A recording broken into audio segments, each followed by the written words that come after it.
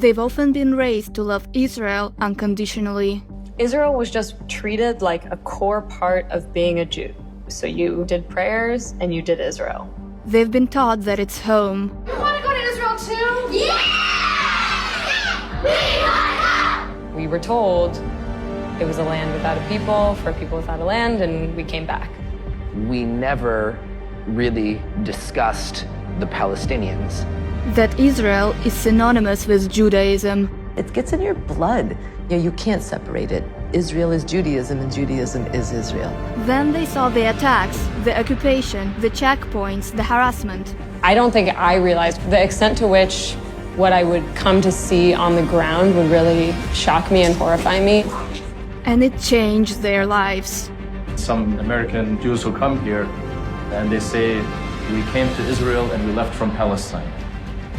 What we've been told is that the only way that Jews can be safe is if Palestinians are not safe. The more I learned about that, the more I came to see that as a lie.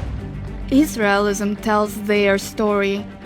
The film follows young American Jews as they confront the disparity between their upbringing and the reality of Israel's treatment of the Palestinians.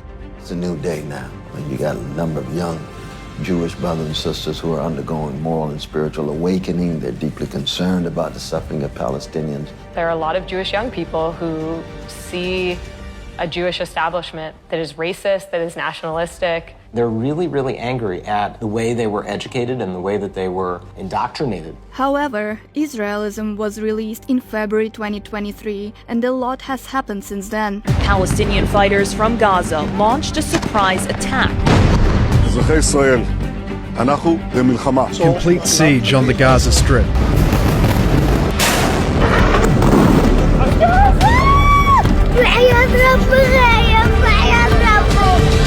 Nowhere is safe, and Palestinians are targeted. In hospitals, in schools, in makeshift tents. Protests against Israel's war in Gaza are growing at universities across the U.S. Donald Trump has won the presidential election. Look what happened. Is this crazy? The U.S. will take over the Gaza Strip, the Riviera of the Middle East. It's clear that this government feels even more emboldened by their partners in the Trump administration. All of us watching around the world are horrified by what we've seen, and are also outraged that it's been allowed to continue for this long, and outraged at the Biden administration that they allowed Gaza to be so decimated that the new administration could come in and say, we're going to build villas. Donald Trump has threatened to deport students protesting against Israel's war on Gaza, and federal officers have detained pro-Palestinian activists. The Trump administration is going after the most vulnerable in America, and right now they are specifically targeting Palestinian Americans and non-citizens, especially who are supportive of the Palestinian cause. And these are students who are solely being targeted because of their free speech. And it reminds many of us of the oppression that our families faced in Europe when Jews were kidnapped and Jews were disappeared and Jews were taken off the streets and put in camps. Polling shows that, for the first time, more Americans in general support the Palestinian cause than support Israel.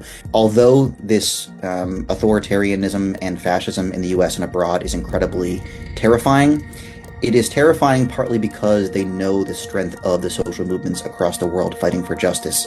So what does Israelism tell us about what's happening in the U.S. right now? Something that really resonates about Israelism is that it tells that bigger story, and then it also invites individuals to think about what does it actually mean for you as one singular person to investigate your own views, your own complicity, to allow yourself to be transformed by witnessing injustice. Our film is largely about how right-wing activists try to use the weaponization of anti-Semitism and the weaponization of Jewish pain to silence Palestinians and to silence left-wing Jews.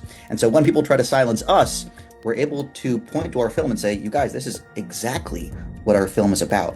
And so by doing that, I think we have been able to, prove that our film is simply telling the defining story of American Jews, I think, in our time, as hundreds of thousands of American Jews en masse fight for Palestinian freedom, not despite our Jewishness, but very much because of our Jewishness.